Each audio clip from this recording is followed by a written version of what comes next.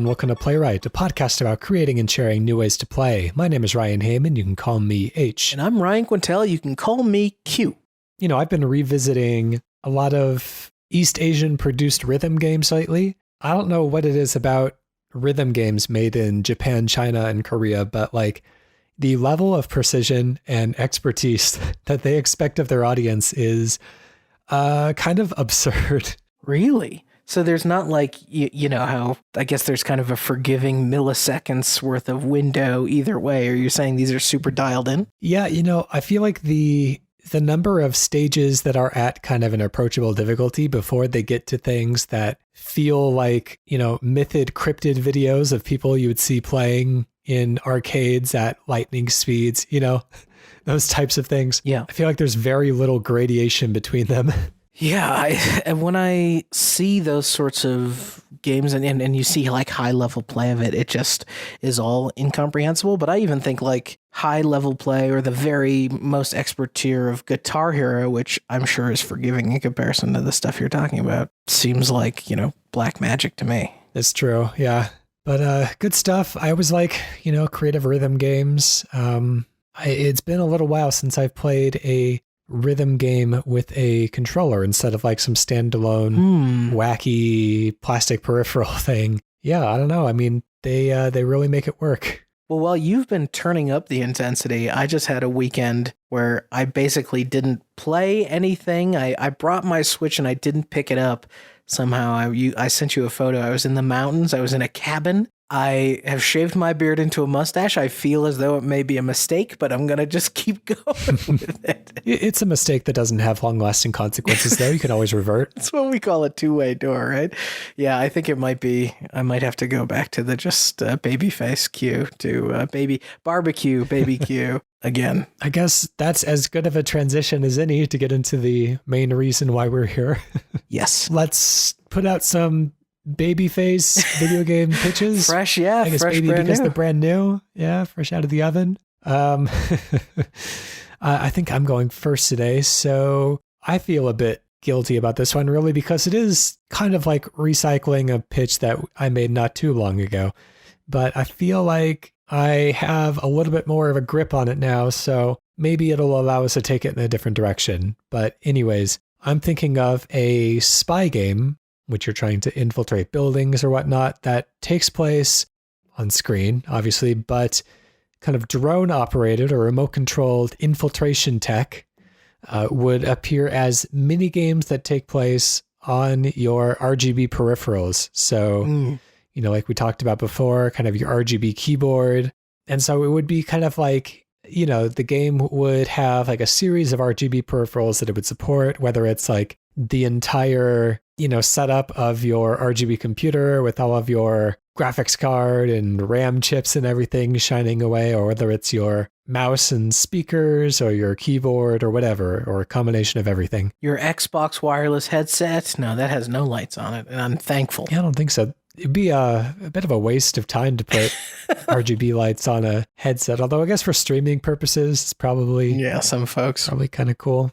But anyways, it just made me think of like the Wonderful 101 when you would go into a building and then the gameplay action would appear on the Wii U gamepad instead of on the main TV anymore. So kind of revisiting an earlier idea. I think we'd pitch some ideas of games that would appear entirely on your RGB keyboard. So just kind of expanding that a bit and seeing what that does for us. I'm going to start the clock there. I forget if we touched on this the first time, but one of the things that I feel like that format lends itself so well to is the way that so many kind of adventure games or immersive sims will have hacking mini games and these sorts of mini games that kind of come along with it. It sounds like with the Wonderful 101 that it's a bit more expansive in terms of what would happen with that. But I'm thinking, you know, these peripherals, maybe they're basically a 0 and 1, right?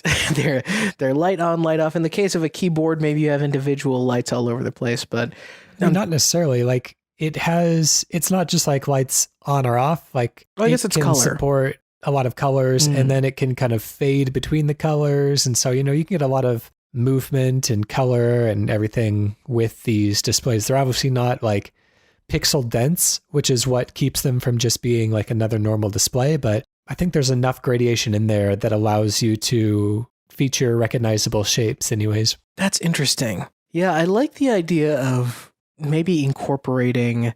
I have Philip Hue lights mounted to the back of my TV at home. And it's actually really, if I feel like it's good for accessibility in some ways, just because it lowers, one of those LG OLED contrasts. It's so sharp at night that having the halo ring kind of around it is really good for kind of your eyes. I know that they have kind of setups where you can sync that into your HDMI and it will pick up the colors in, real time based on what it's analyzing on your screen. And I'm wondering if there's kind of we've talked about games where there's limited sight or there's darkness.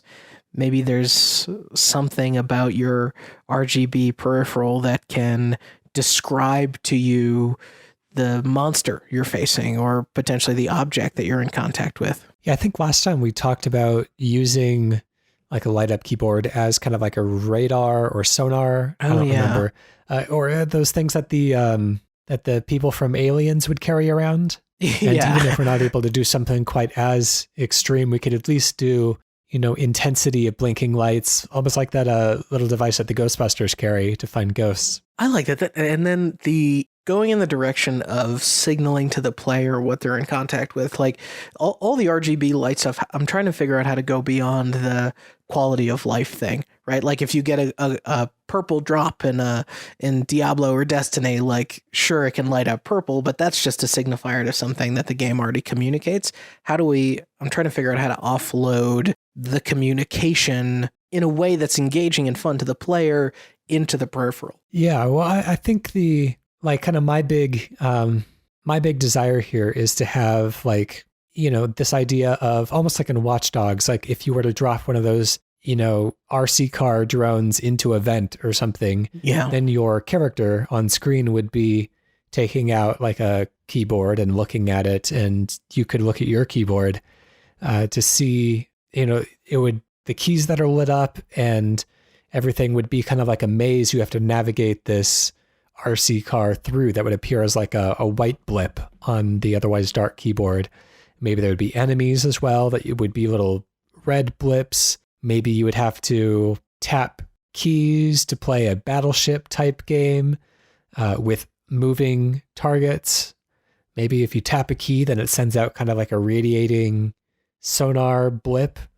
I do like the idea of abstracting, because the character in the world is actually blind to what's going on potentially. Yeah. I do like the idea of even developing a bit of a language on the keyboard. We have all these keys on our keyboard. Many games rarely use them. Some games use them just to give you shortcuts to individual actions. But I love the idea of like, can W mean warning? Or can like your space bar always be like pulsing? And, normally maybe it's pulsing white, and that's like an indicator that like all systems are online. And then, it goes down to yellow and red as your health gets damaged. Maybe it starts as green, but then also you're looking at your keyboard and maybe just the letters for the word warning light up, or the letters for the word enemy light up. And you yourself have to kind of pluck around and actually use all these crazy keys to respond. So, it goes into typing of the dead in my mind a little bit. Does that make sense? Yeah, or it can have that kind of classic thing where I think they did this in National Treasure and countless other movies, where you're trying to enter like a keypad code, and you notice like the fingerprints on the keys that are used most frequently. And so you can have like those keys be less illuminated because they're like hit more frequently. Yeah, that's cool. And so you could use your kind of real world keyboard to try to, suss out passwords and stuff like that. One of the things I think you have to have if you're going to indicate lights on the keyboard as being the vehicle or the drone is it's almost going to take up two keys, right? Because I feel like we need to indicate facing direction if I'm able to turn or something like that. So that's why I'm trying to think about like, if it's taking up two keys and maybe there's not that many spaces for a maze-like layout or you versus enemy layout, I'm trying to think about, is it as simple as, seeing some lights pulse in the direction of your keyboard that is the direction that you're facing, and simple commands for move forward, move back. And you almost have to take note of the directions that you've run. Like if you need to escape quickly or get out, you're like, okay, I think I took 3 steps forward. Maybe you're writing it down. Maybe there's a way to indicate it. Or even better, like just use the numbers at the top of like, okay, 2F is 2 forward, or 3R is 3 right. And now you're almost playing a classic first person or dungeon crawler RPG, but, entirely blind through the keyboard. You could do one of those, not like an invisible wall type of thing, but where the walls around you only illuminate within a certain range. And so as you move around the maze, then you can start to figure out more of where the walls are. Because, not only can keyboards can feature like different colors and gradients between the colors, but also there's different brightness levels of each key. So, it can kind of fade in and out as you get closer or farther away from different obstacles. That's cool. You could even have the way that you illuminate the D-pad or the actual up, down, left, and right as an indicator for your distance to each kind of wall around you. So let's talk about outside of the keyboard. Like what would be I like this kind of spy fiction grounding that it's in. It makes sense to have lots of fun gadgets that could be used here. What would be like any fun setting or theme for like a spy game? Something that doesn't feel futuristic or super cutting edge, because then they would have like a mounted camera and a little screen they can view. Maybe something that feels like 90s or 80s spy, that would get be into constrained by these kind of technological shortcomings. Yeah, I do like the idea of maybe doing some spy stuff in the Cold War. And what I think is cool about that is you could even start incorporating that, during the 80s and even into the 90s, there was a lot of seeming like focus on submarines as a form of tactical warfare and spy games and that sort of stuff. And so, like, if you were going to guide a missile, right, or if you were going to guide a rudimentary sensor or drone in that environment, you would have to launch it from your submarine and then interface with something that is the equivalent of a 70s keyboard computer. So you'd still have access to a layout that seems familiar, but it being external to your ship and pre-cameras being able to exist, you'd be flying it blind. Let's go ahead and close that one down and let's come up with a name for it.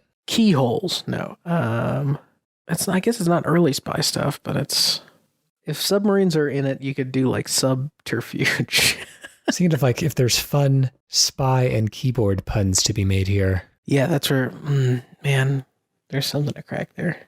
I'm a spy.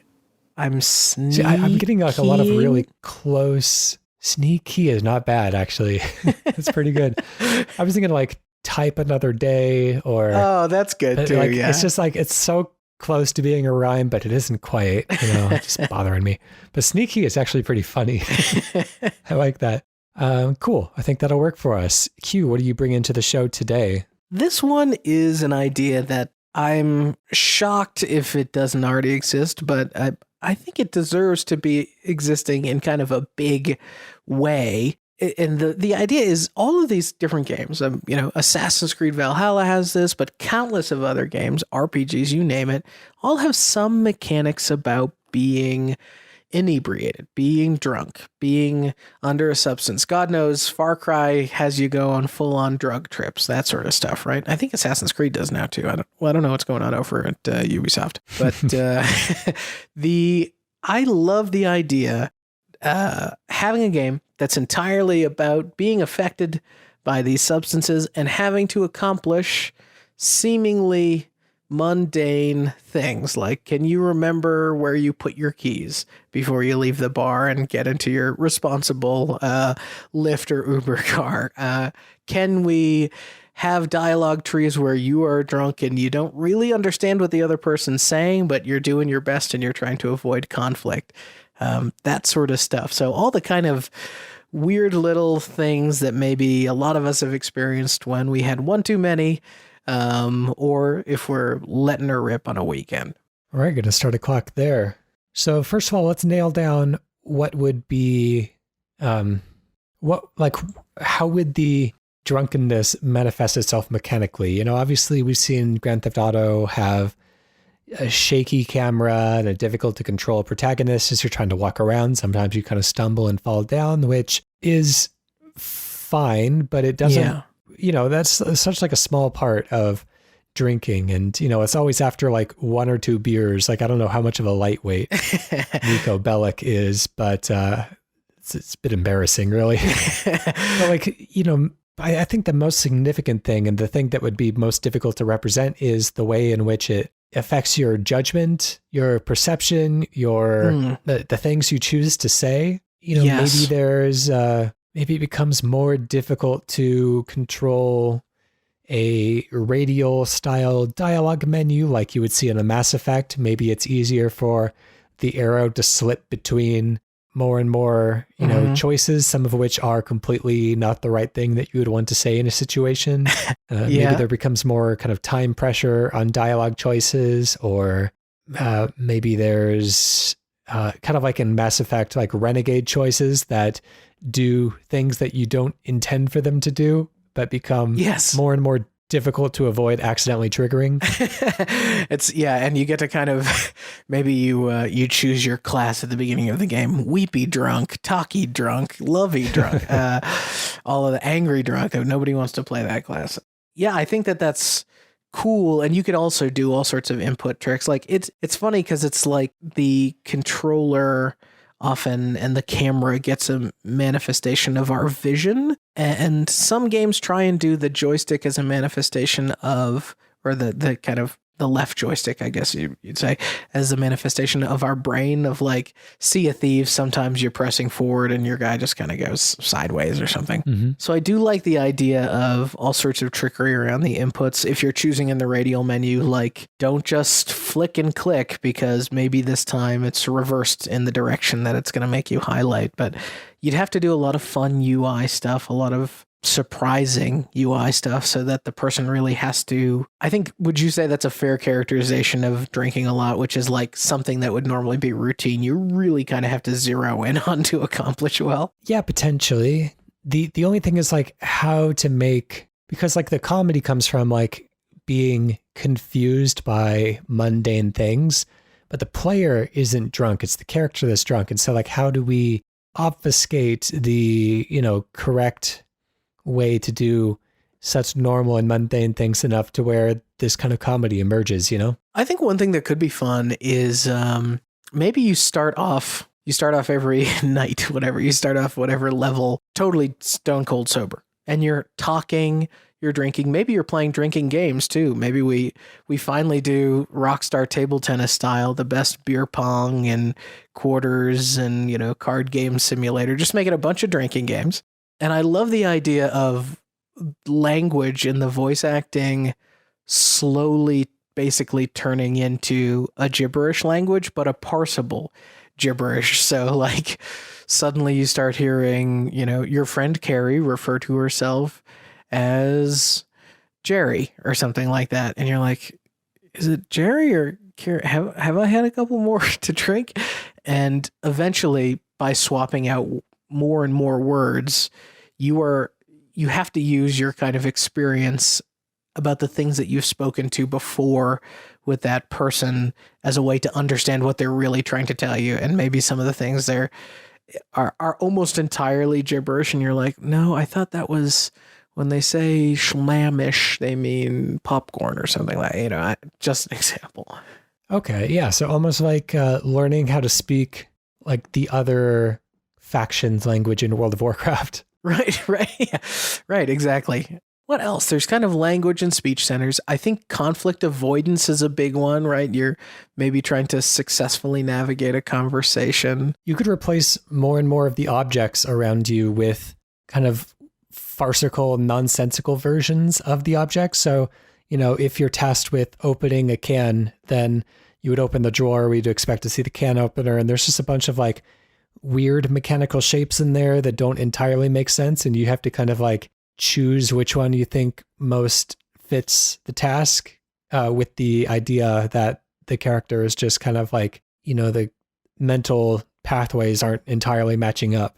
That's interesting. And then you could also do something where if you've been at a bar and been when I drink, I get chatty. And so I remember many nights in my early 20s where I would be chatting with people. And then eventually you've had enough at the bar where you realize you're not only trying to manage the thread of a conversation, you're trying to manage your trips to the bathroom. You're trying to manage how many times you need to pee in this entire transaction. And I do like the idea of the pee break being it's kind of your moment to maybe gather yourself and splash some water on the face and maybe reclaim 2% of the 15% damage that you did to yourself and go back and then try and re-engage with different conversations and maybe pick up where they left off, that sort of thing.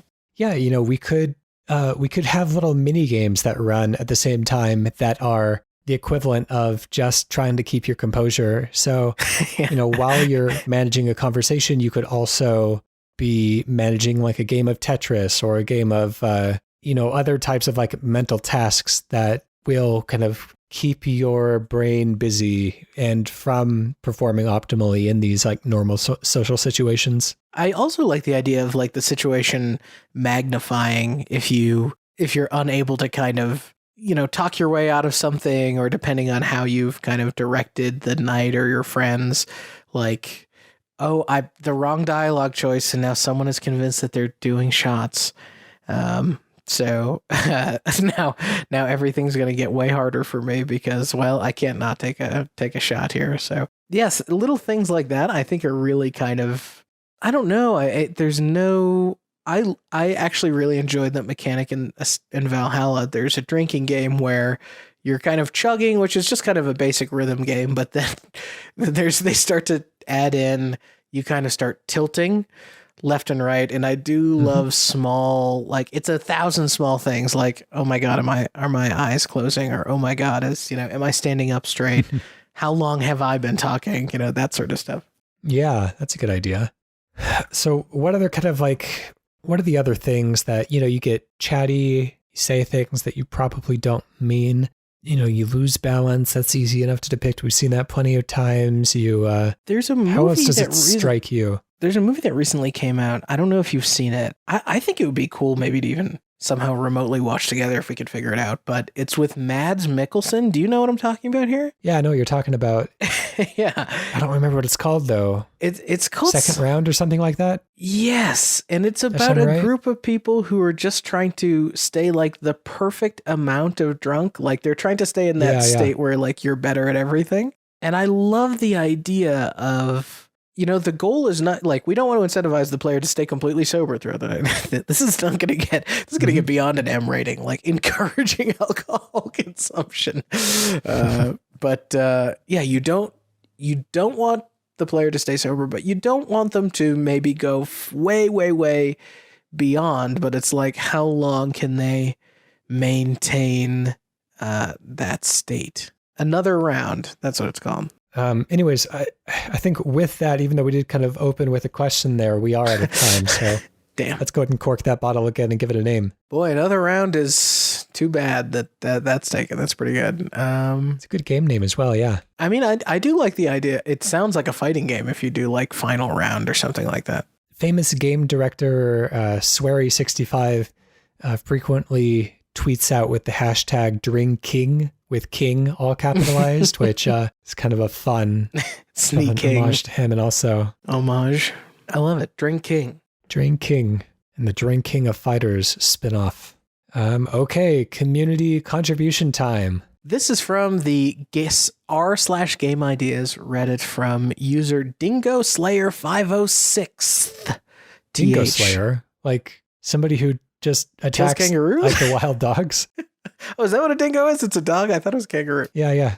It's like an Australian wild dog. Oh, God. Well, then that's much scarier than a kangaroo. I can't say that. Kangaroos are big. So this user writes, this is just a basic version of an idea, but I'm still going to post it and you can do your own stuff with this idea. You wake up near water or a broken cloning facility and you find yourself in an abandoned futuristic cityscape. You have to scavenge to survive against threats that include weird mutations, maybe crazy dinosaurs, evolved creatures, this sort of thing, and also weird robot types and sort of hive mind creatures. This is trying to achieve a sci-fi style survival game. Think Subnautica meets Ark meets Halo. So it seems like we've got ourselves some kind of sci-fi tilt survival game. And as somebody who's been playing kind of a medieval survival game, I'm excited to get into it. All right, starting the clock. Which medieval survival game were you alluding to there?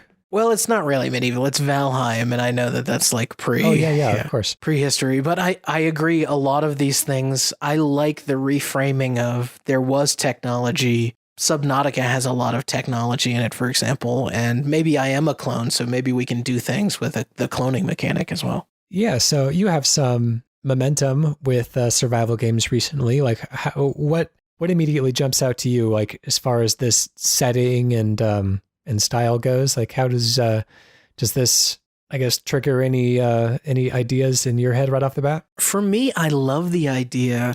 Star Trek has this concept where all waste can be reconverted into energy, which can be reconverted into matter. Technically, that means everybody on Star Trek, when they're enjoying that wonderful piece of birthday cake, is eating somebody's poop. But that's fine. We're not gonna. All the molecules have been rearranged. It's just a simple matter of I'm physics. sure that's the way it is in real life too, right? Yeah, I mean, I guess technically it all, and it's a zero-sum game. There's only so many things. So the idea for me is like the idea of going out in a survival game, having some kind of combat that maybe feels like a Halo or a sci-fi first-person shooter. An actual good, like, it's so hard to get really good like actual shooter or like action game mechanics inside of these things. I think it's one of the things that makes Valheim special. But what if I could defeat enemies, kind of claim their parts and pieces and use it to kind of print clones of myself, and the clones of myself have, whatever abilities I have at the time of cloning, whatever tools I have at the time of cloning, but they become a little NPC in the environment who's just helping me farm and build infrastructure. Like, you could successfully do a single player, massively multiplayer survival game. Yeah, it'd be interesting to use. So let's say the clones are resource-wise fairly expensive. Yeah. And the point at which you clone yourself is the point at which that new character just exists in the world. They could act like the pawns in Dragon's Dogma, where they can do a lot of the things that a human player can do. They're just a little bit mindless. It's almost like resetting in an idle game or something like that, where you can kind of cash in a large amount of resources towards kind of making a backup clone. They could, help you out in your adventure, and maybe you need a backup because if you die and you don't have a backup, then you would have nobody to respawn your consciousness into. No, I'm a Cylon. But, there's always that temptation to like, well, I could spend some more time and resources on bettering myself so that my clone, when I do end up buying one, is more capable. And so you have that kind of risk reward like you do in Minecraft, where it's like, I could dig a little bit deeper and probably get to some diamonds, or I could resurface now and deposit all of my winnings into a treasure chest. I think it's really interesting to think of the clone, the last printed clone, as kind of your save state. They get an exact duplication of your inventory at that point. They get an exact duplication of how in Valheim you get all sorts. It's like Skyrim, where like, oh, my jumping is leveled up, so you could do that with this, and then essentially when you reach a critical mass. But conversely, I think it could be funny/fun to make the clones kind of cheap, but also the clones themselves are maybe just as vulnerable to being killed as you are. A few hits and you're gone. Mm-hmm. One of the angles I kind of like there is just the idea of kind of discovering, well, what happened to that? I thought I had 6 clones here, and then you have to go off into the wilderness and you find, your clone has befallen a terrible fate. And I love the idea of maybe the fate being very surprising too. Like, they're strung up. Who has the ability to string things up out here? Yeah, so I think the thing that makes expensive clones interesting is you would, like, if each clone feels like an investment, then you don't just kind of blow through them, you know? Like I think about like games like the Swapper, where literally the mechanic is to create a clone of yourself, and the clones essentially just become like body weight that you can put on switches or something like that. Right. Whereas like, you know, if they're expensive, then maybe late game, you have like a farm full of low level clones that you made early in the game to help you out that are just kind of taking up space and resources. And maybe you have to feed each of them each day. So they're not free to maintain, you know, it is still kind of a bit of a trade-off. And so as you level up, you have to make the choice, do I keep my old workforce on, or do I kill them to make room for higher level clones? You know, you have that kind of, that, you know, parts the Clonus horror type of mentality of like, you're really kind of commodifying these people that are, you know, for all intents and purposes, undeserving of being murdered. I love the idea of, you're almost kind of describing like the way that early StarCraft, right? You had, and Warcraft, you had kind of like a person limit based on how many houses or things you had. Yeah. But yeah, I can't fit another clone into my resource thing. But what you're describing, the arc of going from the excitement of the first clone, it's such a milestone, you're feeling great about it, and then maybe it's capable of defending itself, or, you know, so it's not a huge threat to leave it alone. But getting to the point where you're like, it's like the movie Multiplicity, like, I need a clone to take care of these clones. I need a clone to be a farmer just to produce food for the clones now. There's too many people that are eating here. Then maybe each clone has kind of a time limit on it as well. Not for dying necessarily, and maybe this undoes what I said earlier, so I don't know which one's more interesting, but just thinking aloud, if they each have a time limit, not on dying, but on becoming enemies and becoming hostile. And so once they become aware of what they are and they freak out. Yeah, maybe. I mean, that brings a whole other ethical question into almost feels like a slave revolt, like you're on the real wrong side of history here. Yeah. But, so you have to kind of think about your workforce. The more you build it up and the more powerful of clones that you introduce, eventually you're kind of setting yourself up for being, you know, toppled yourself. Somehow this really this has become a freaking cool, weird game. All right. The last couple of points I want to make is I love two things. Number one, having there be real temptation from a resource perspective to kill and potentially consume a clone. I love the idea that they're super nutrient dense. So you're like, well, I could off this clone and we could eat well for the night, you know, and then be good, you know, be buffed for the next few hours. The other thing that I was going to say is, what if we add in a mechanic of like, in the way Factorio and a lot of these games is like, you're starting with nothing. The goal is to build a spaceship, like an impossible goal from nothing. If we did something where the survival game loop goal is to eventually branch out far enough in the map to collect enough diverse DNA samples to have your cloning machine really be able to print any kind of person.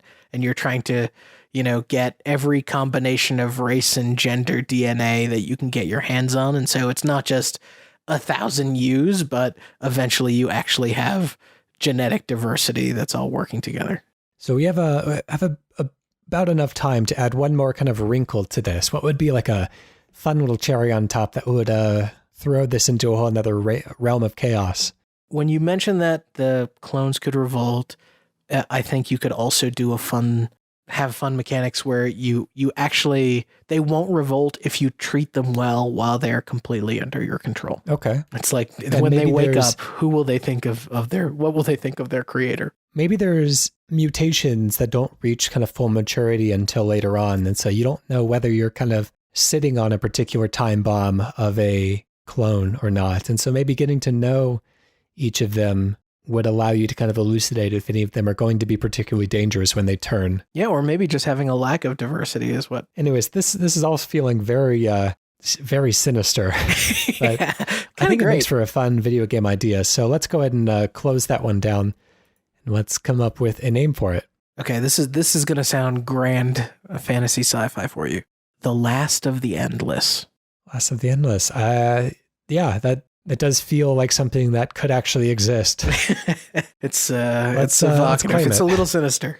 All right. With that, if you would like to submit a video game idea, then you could do so by going to playwrightcast.com/pitch. You can tweet at us at playwrightcast, or you can, what have we not said yet? Email us, playwrightcast@gmail.com. I think that was the last one. That's the one.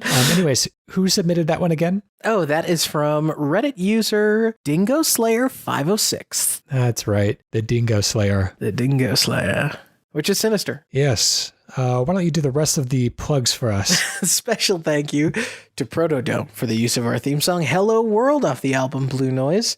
And there's plenty of other great things to go pipe into those headphones of yours over at caneandrinse.com. Not only is Playwright there, but why don't you check out the Sausage Factory? Why not check out Sound of Play? Why not check out Cane and Rinse? What else is there? It's happening all the time over at Cane and Rinse. You just did the 98 year in video game music? I think that was the most recent debut. Yeah. Or 2008 maybe. I'll have to double check. Fair enough. I think I see 1998 on March 10th. So you're good. All right. With that, let's close down the episode with a redacted game. I'm going to be trying to stump you with a game with all of the necessary details redacted. Let's see how difficult this one is. Anyways, I'm hoping we haven't done this one before. Fingers crossed. Redacted brings Grand Redacted adventure to life. Play as Redacted, a new winged Redacted. On a quest to save the Redacted, the fate of the world is at stake. You are the Redacted's last hope. Wield the powers of the Redacted like Redacted sword and Redacted wings to battle powerful powerful enemies and solve the Redacted puzzles. Fight iconic Redacted beasts like Redacted and Redacted in dynamic combat in Redacted and on the ground. Use your skills and diverse weapons, including Redacted, telekinesis, and more, for devastating damage. Discover a Redacted across 7 unique regions, each inspired by the Redacted. As I read it aloud, it does sound pretty familiar. It does, and yet I think you're gonna luck out for my terrible memory. It sounds like a sci-fi game. It sounds like the one that was so all over the place was Bayonetta. Is this Bayonetta? It is not a Bayonetta game. I'm going to 7 different places, but I've got a wing. I've got wings or a vehicle with wings, and I'm fighting for the fate of something. And I have a sword. Is this... No, I'm really being bold with my first two today. Is this Star Wars Jedi Fallen Order? It's not Star Wars Jedi Fallen Order. What were your... how did you read the wings clue? I don't know how I read the wings clue other than like, okay, I'm jetting around in a spaceship. I know there's a small controlled number of planets. I guess you could say he has wings, kind of like you would say like, yeah, I've got some new wheels. Meaning your car, not literally wheels on your body. Well, it has a big fin wing. I guess that's what's sticking out of my mind. But I guess maybe there's no wings. Huh? Fair enough. Although the way you said that makes me think maybe it's Star Wars Jedi Fallen Order adjacent. But you said that the way that I said that makes you think that it's Jedi Fallen Order, and I just lied to you. Okay. Yes, you got it right. You got me. Good job calling my bluff. No. Oh, okay. Damn it. I was so excited. That would be pretty funny. Okay, I need some metadata. The particular version of this one that I'm pulling up has a 76 Metascore and a 7.6 user score. So in total alignment on the relative goodness of this title. And it's just good. Yeah. It's a pretty good game, but not like a great or timeless game, I would say. Let's, what other types of data would be useful for you?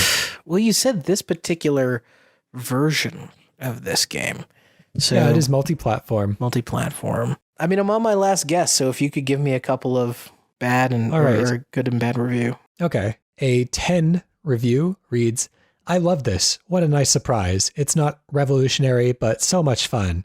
I even preferred it to similar game in a similar genre that felt like Redacted with a new coat of paint. The puzzles aren't particularly difficult, but that's why I love it. I'm playing an RPG, not a puzzle game. The characters are fun. Story is really enjoyable too. The leveling up system is pretty cool. And the graphics are simply stunning. Loved this game. Thanks, developer. Wow. And a 0. Let's see, the first one I found is in Spanish. Not helpful. Okay, here we go.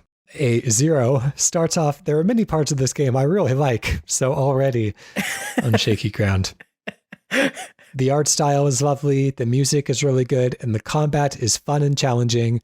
Unfortunately, like so many games before it, Redacted suffers from repetitive gameplay, tedious puzzles. The Redacted thing gets boring and irritating very quickly, and a lot of mindless grinding unless you want to spend an exorbitant amount of money on microtransactions as usual. The comparisons to another game of the genre are only relevant to people who have actually played it, and most people I know don't own a console, a specific console.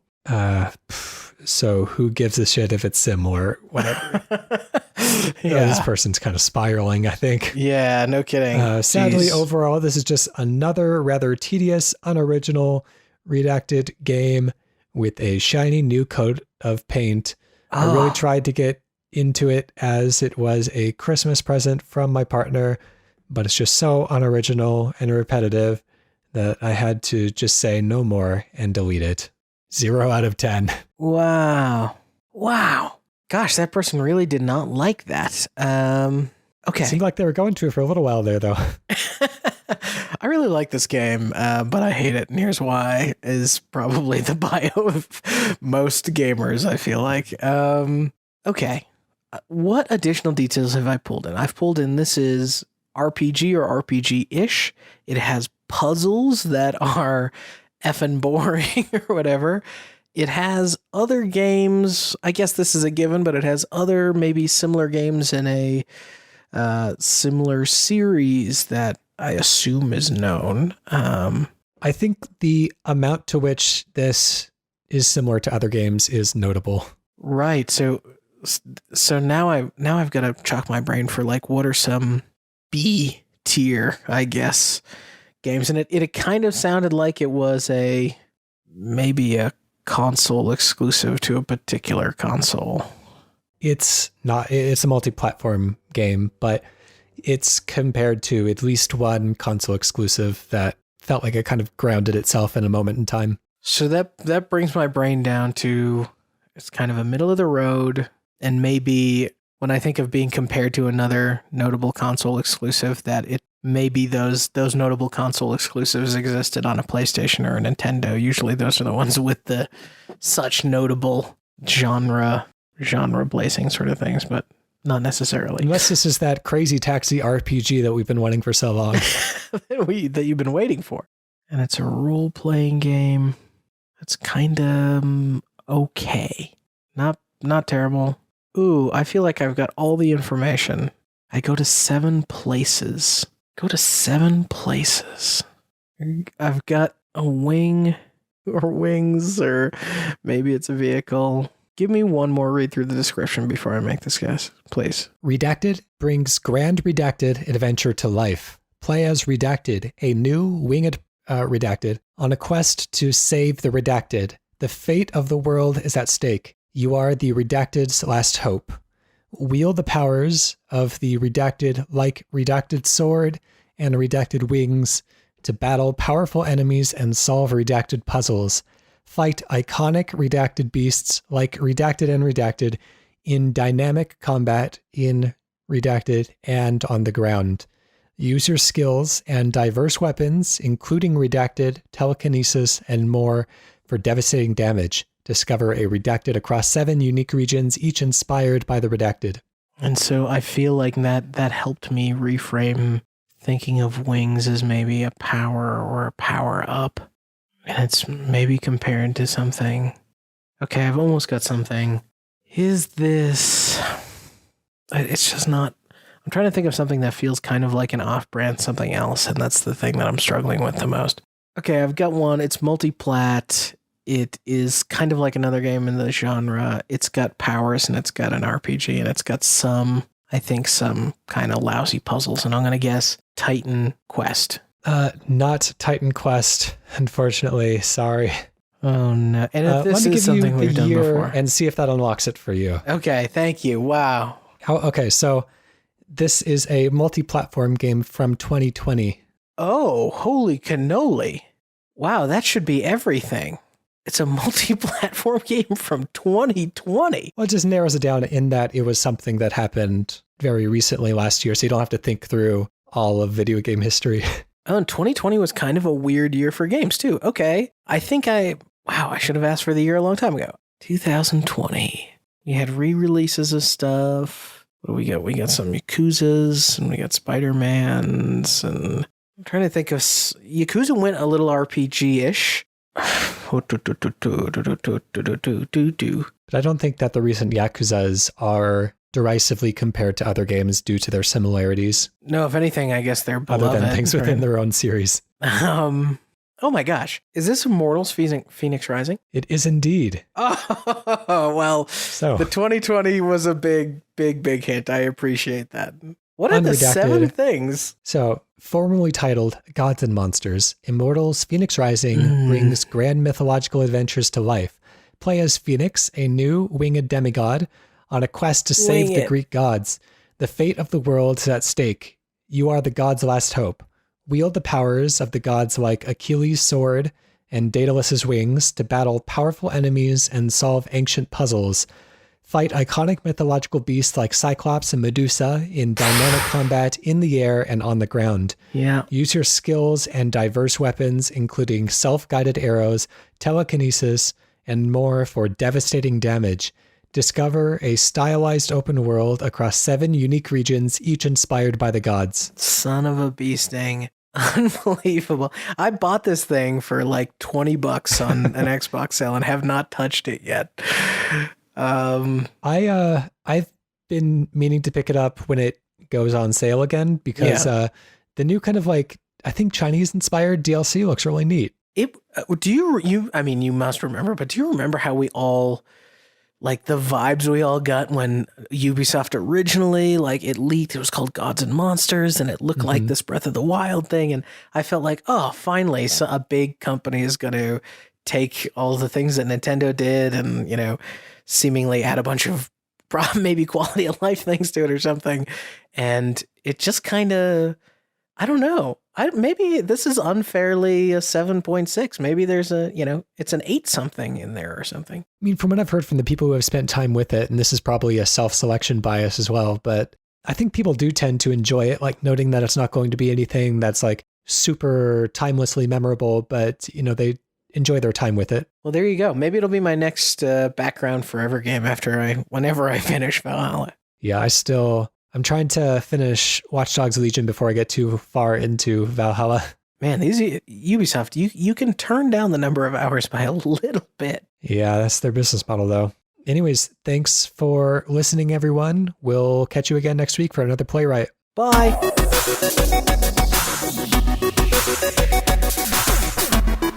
Thank you.